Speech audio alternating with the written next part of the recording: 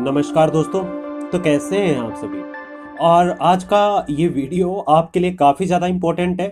And जैसा कि आपने थंबनेल भी देखा है, टाइटल भी देखा है, और आपको एज इट इज सेम और जितना आप सोच रहे हैं उससे ज़्यादा वैल्यूएबल आपको ये वीडियो मिलेगा।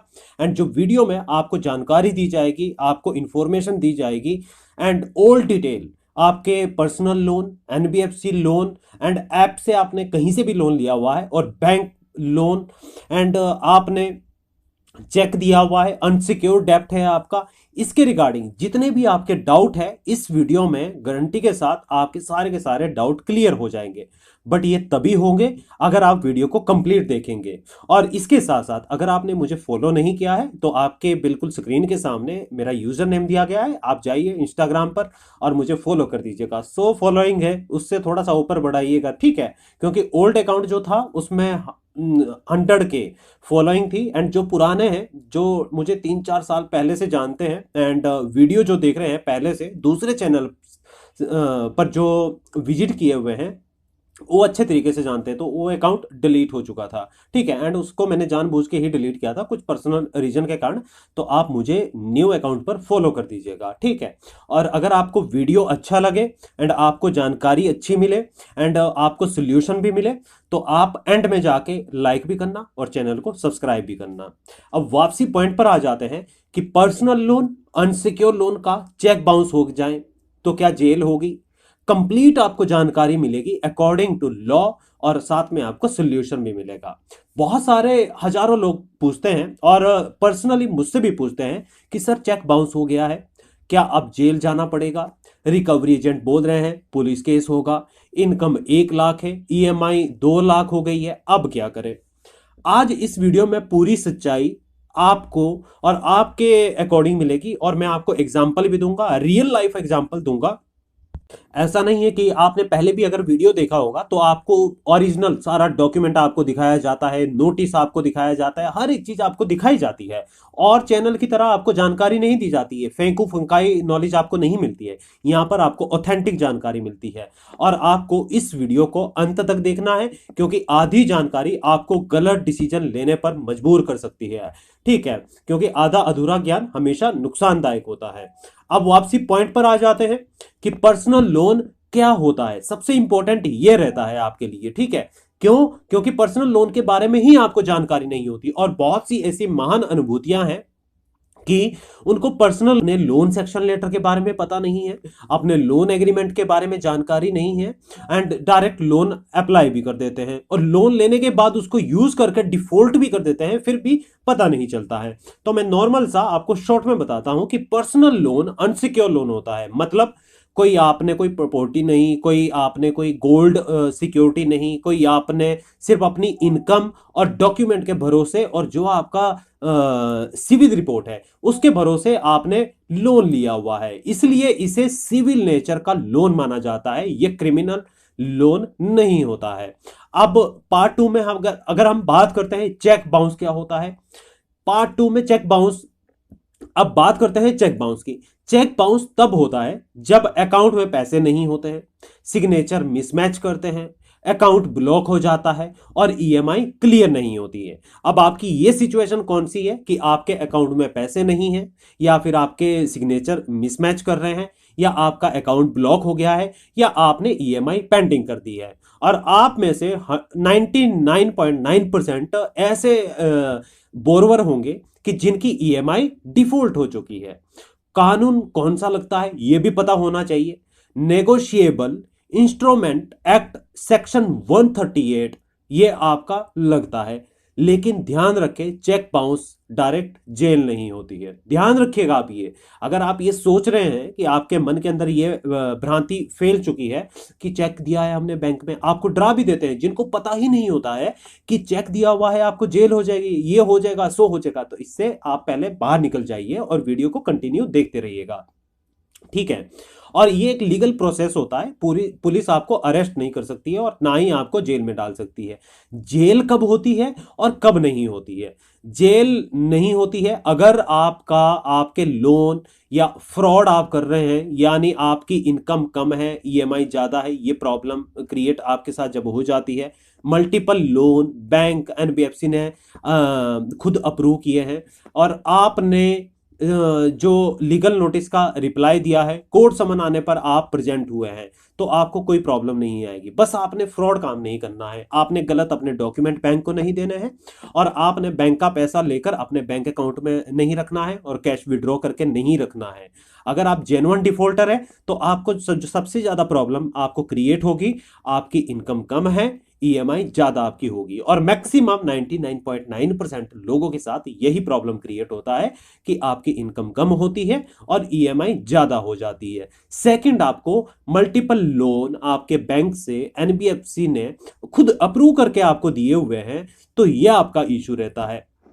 ठीक है, आपने लीगल नोटिस का रिप्लाई दिया है, टाइम टू टाइम आपने दिया है, कोई प्रॉब्लम आपको नहीं आएगी। बट अगर आप इग्नोर कर देते हैं, कोर्ट समन आने पर आप प्रेजेंट हुए हैं या आपके एडवोकेट प्रेजेंट हुए हैं, तो इसमें कोई आपको इशू नहीं है। और फाइनेंशियल हार्डशिप आपको अगर नेचुरल है, जेल का रिस्क कब रहता है, ये बहुत इंपॉर्टेंट है। जेल का रिस्क आपको कब रहता है, जब आप फ्रॉड काम करते हैं, यानी बहुत रेयर केस में होता है कि चेक जानबूझकर फ्रॉड के लिए दिया है, यानी आप जब जानबूझकर बैंक को चेक देते हैं फ्रॉड काम करने के लिए, फेक डॉक्यूमेंट देते हैं, कोर्ट समन को इग्नोर करते हैं, और जज के ऑर्डर को इग्नोर करते हैं। जब आपको एक कोर्ट का समन आता है, जब आपको कोर्ट में प्रेजेंट होने के लिए कहा जाता है, और 95% केस में ऐसा नहीं होता है जो आप ये काम करते हैं।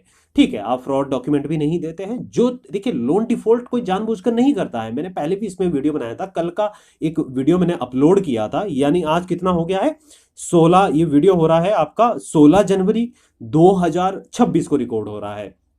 ठीक है, और 15 जनवरी 2026 को एक वीडियो मैंने अपलोड किया था, उसमें मैंने कुछ जानकारी आपको दी थी नॉर्मली, और किसी भी लोन के ऊपर नहीं था, बट एक नॉर्मली जो प्रॉब्लम क्रिएट रहती है।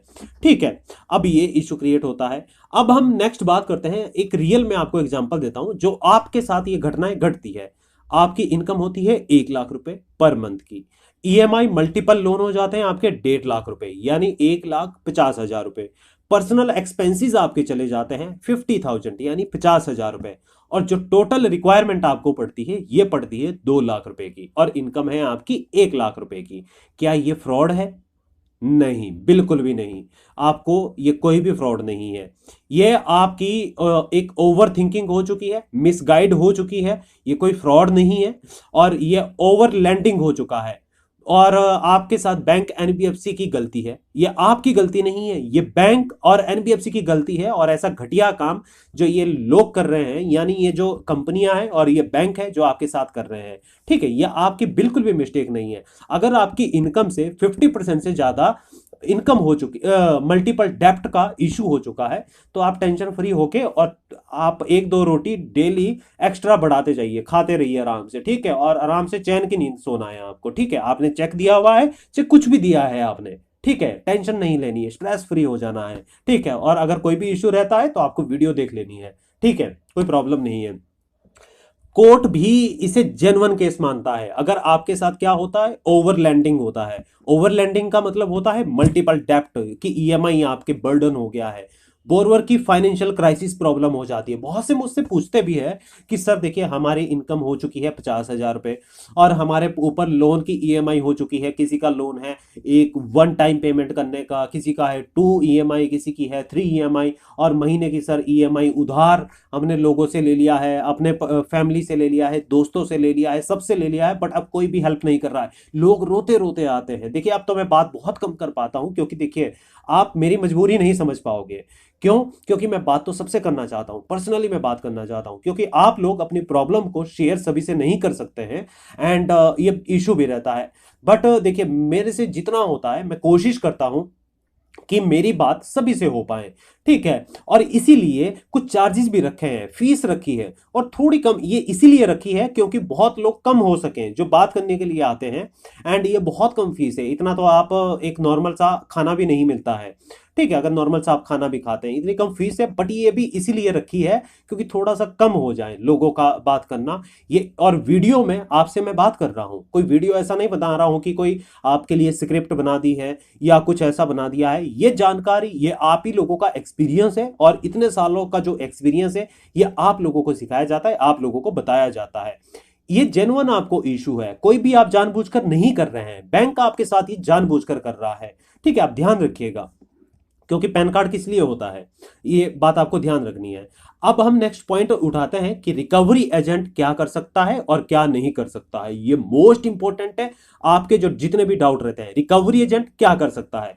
कॉल करना, रिमाइंडर देना और सेटलमेंट ऑफर देना, ये रिकवरी एजेंट कर सकता है। और क्या नहीं कर सकता है? पुलिस आ रही है, ये इलीगल बातें करना, एंड इसके साथ साथ आज अरेस्ट होगा, घर से उठा लेंगे, और आपके फैमिली को कॉल करेंगे, ऑफिस में आपके पहुंच जाएंगे, वहां पर बदनाम करेंगे। ये सब आरबीआई की गाइडलाइन के बिल्कुल खिलाफ है। अगर कोई ऐसा कर रहा है तो जूता और लगाओ, उनके बुलाओ, उनसे डरना नहीं है। अगर कोई ऐसा कह रहा है कि हम आपकी कॉन्टैक्ट लिस्ट पर कॉल कर रहे हैं या आपके घर पर आ रहे हैं, हमारी टीम आ रही है, वो आ रहा है, फलाना आ रहा है, फलाना आ रहा है, भैया आ जाओ, आज आ जाओ, बस आज तो मैं जॉब से भी अपने घर पे बैठा हूं, बस आप एक बार पहुंच जाओ, आपके लिए सब कुछ रेडी है। ठीक है, आपको डरना नहीं है, घबराना नहीं है। और आपको एक नॉर्मली आप अपने नियर बाय पुलिस स्टेशन में कॉल करके इंफॉर्मेशन भी दे सकते हैं। ठीक है, अगर आपके साथ कुछ ऐसा होता है, बहुत सारे लोगों के साथ ये प्रॉब्लम क्रिएट होती है।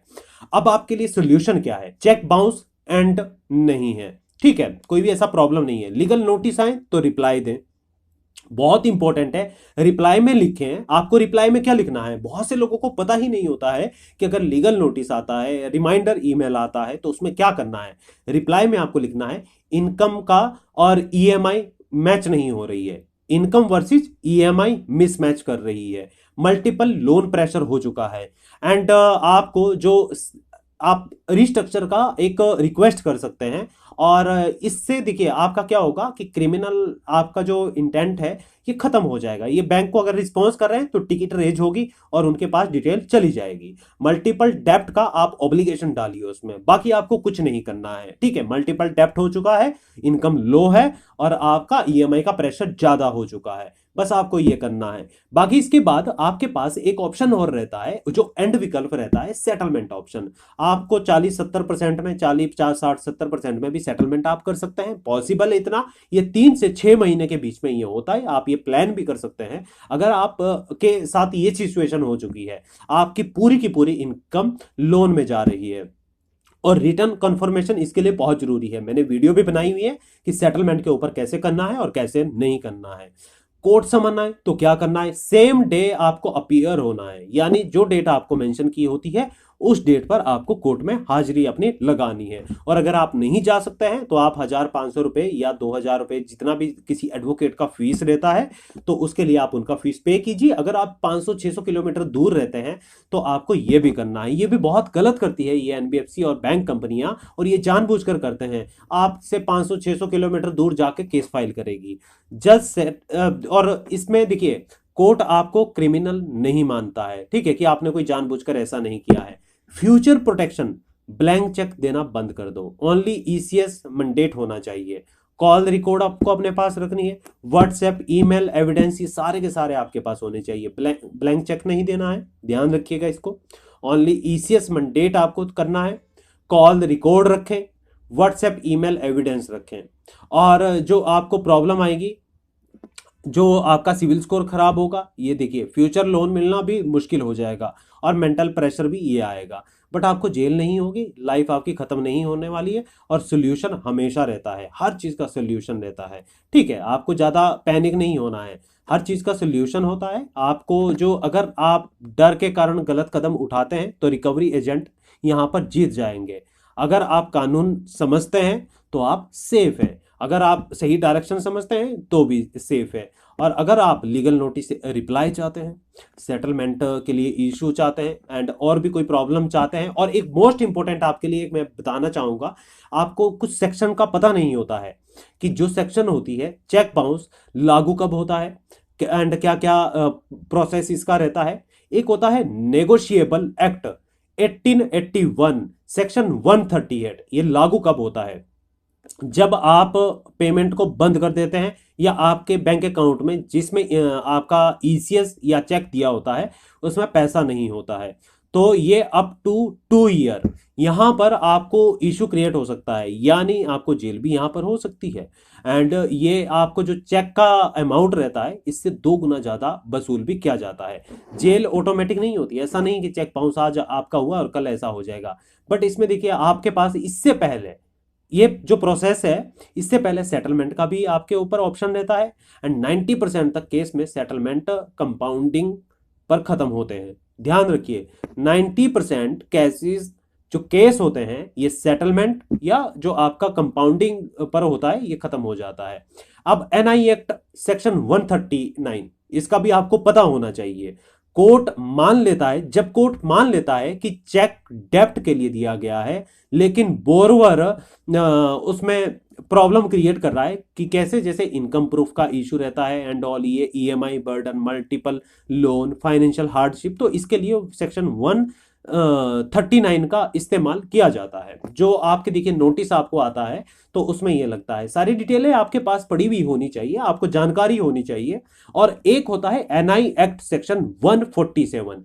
इसका मतलब क्या होता है, चेक बाउंस केस सेटल होकर खत्म हो सकता है। सेक्शन 147 में मोस्ट पावरफुल सेक्शन है ये, ध्यान रखिएगा आप।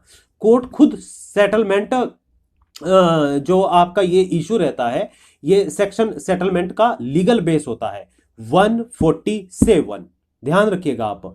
ठीक है, compounding of offence most powerful section, इसका आपको ध्यान रखना है। चेक बाउंस केस सेटल होकर खत्म हो सकता है इस केस में और इस सेक्शन में।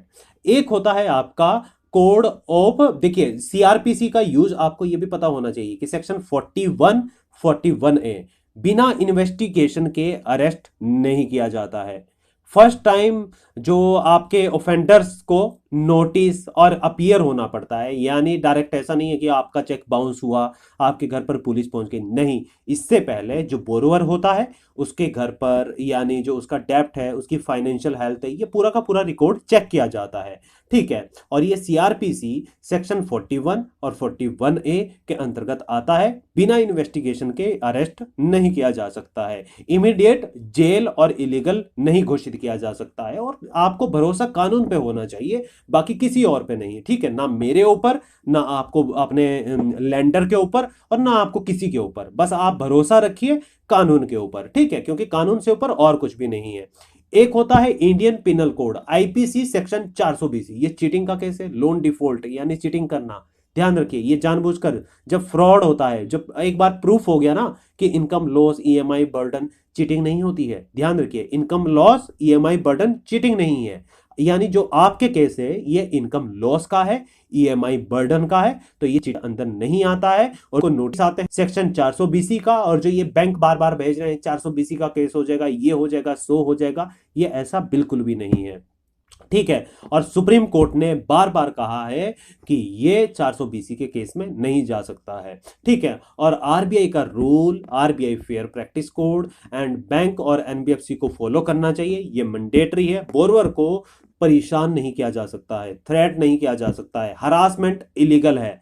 ठीक है, और किसी भी सुबह 7 बजे से 8 बजे से पहले और शाम को 7 बजे के बाद कॉल करना भी इलीगल है।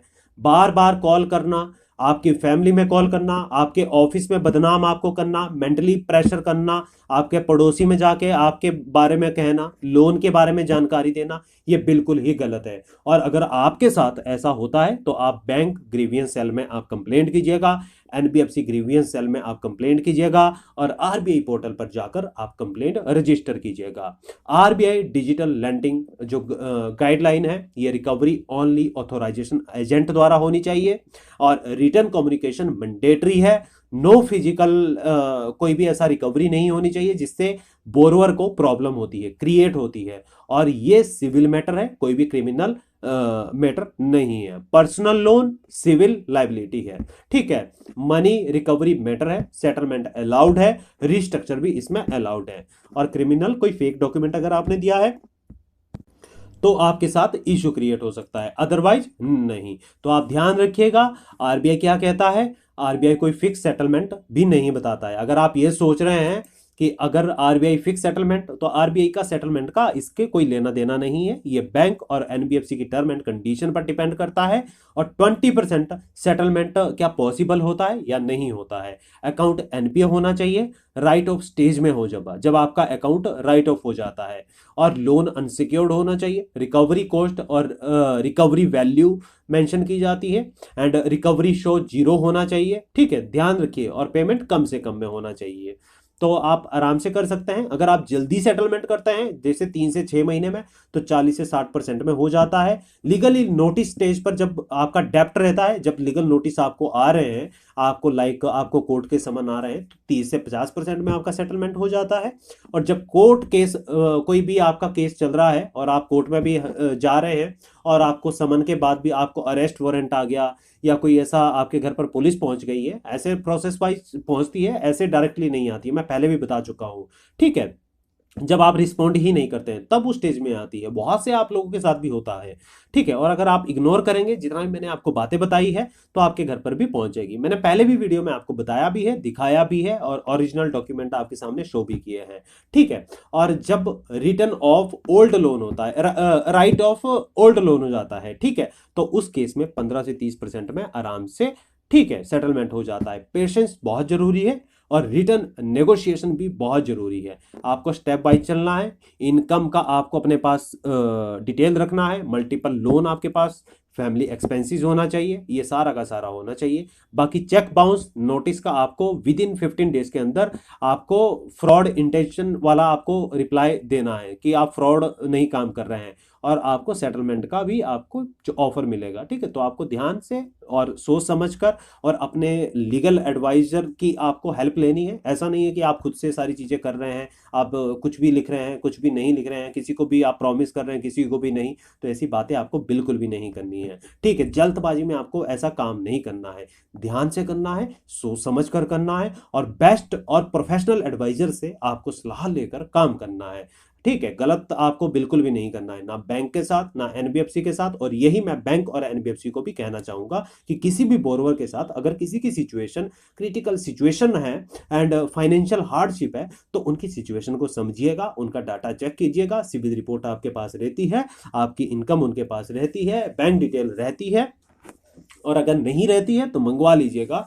एंड साथ में आप उनको बेस्ट ऑफर दीजिएगा, एंड बेस्ट आप उनके लिए सोल्यूशन प्रोवाइड कीजिएगा। रिकवरी एजेंट का ये मतलब नहीं है कि किसी के घर पर जाकर बदतमीजी करो, बदसलूकी करो। रिकवरी एजेंट का असलियत में जो एक मतलब होता है, सोल्यूशन प्रोवाइड करना होता है, और जो लैंडर की बिहाफ से बोरवर से पैसा वसूलने के लिए आता है, और जो बोरवर है उनसे उनको भी डायरेक्शन प्रोवाइड करें। ठीक है, तो आराम से रहिए, टेंशन फ्री रहिए। बाकी कोई भी आपको इशू आता है, कोई भी प्रॉब्लम आता है, हमारी व्हाट्सएप सपोर्ट टीम आपके लिए 24/7 अवेलेबल है। और बाकी वीडियो तो आपके जब मन करे तब आप देख सकते हैं। ठीक है, और बाकी आप अगर आपको जानकारी सही लगी है और आपको कुछ इन्फॉर्मेशन मिली हुई है, तो आप लाइक भी कर सकते हैं, सब्सक्राइब भी कर सकते हैं। और बाकी आप लोगों ने, मुझे भरोसा है आप लोगों पे कि आपने फॉलो तो कर ही लिया होगा। ठीक है, तो चलिए, बाकी हम नेक्स्ट वीडियो में मिलेंगे। बाकी कोई भी आपको इशू रहता है, कमेंट भी आप आराम से जरूर कीजिएगा।